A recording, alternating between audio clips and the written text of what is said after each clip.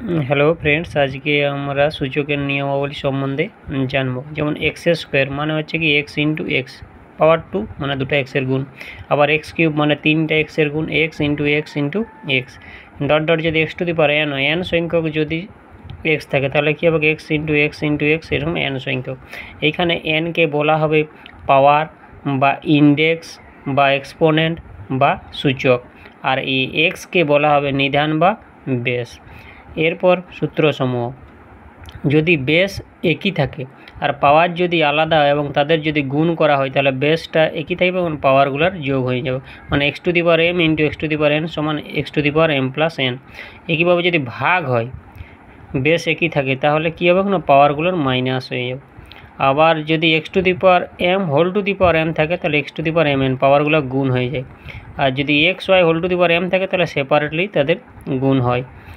আর যদি ভাগ থাকে তাহলেও সেপারেটলি ভাগ হবে। তাহলে এক্স টু দি পাওয়ার 0 মানে 1, যদি কারো পাওয়ার 0 হয় তাহলে তার মানটা 1 হয়। এক্সটাকে অবশ্যই নট ইকুয়াল টু 0 হতে হবে। আর এক্স টু দি পাওয়ার -1 হবে 1/x, x to the power -n থাকলে 1/x two the power n।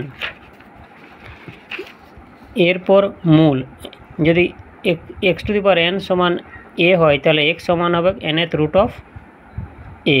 যদি এক্স এনের পাওয়ার 2 হয় মানে এক্স স্কোয়ার সমান যদি এ হয় তাহলে এক্স সমান হবে রুটে, যাকে বর্গমূল বলা হবে আমাদের।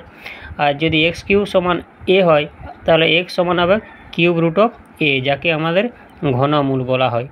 এরপর বড় থেকে ছোট কিভাবে আমরা করব, আর কী হচ্ছে মানে সমাধান করার সময় আমাদের এটা কাজে লাগবে। যদি এ টু দি পাওয়ার এক্স সমান এ টু দি পাওয়ার ওয়াই তাহলে এখান থেকে এক্স সমান ওয়াই পাবো, মানে বেস একই যদি থাকে আর পাওয়ার যদি আলাদা থাকে তাহলে অবশ্যই পাওয়ারগুলোকে একই হতে হবে, নাহলে এই সমান চিহ্নটা সম্ভব হবে। আর তাহলে এ টু দি পাওয়ার এক্স সমান যদি b to the power x হয়, মানে বেস যদি আলাদা হয় আর পাওয়ার যদি একই হয় তাহলে কিন্তু বেসগুলোকে একই হতে হবে। এই এ এবং বি সমাধানের সময় কাজে লাগে। আবার সি এবং ডি ঊর্ধ্বক্রমে এবং অর্ধক্রমে সাজাতে কাজে লাগে। A to the power x greater than b to the power x, এটা তখনই সম্ভব হবে যদি এ গ্রেটার দেন বি হয়।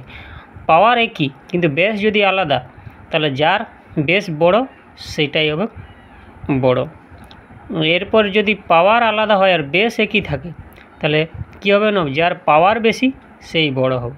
এইভাবে আমরা ঊর্ধ্বক্রমে এবং অর্ধক্রমে সাজানোর সময় আমাদের সি এবং ডি কাজে লাগে, আর সমাধান করার সময় আমাদের এ এবং বি কাজে লাগে। এটা আমাদের মনে রাখতে হবে।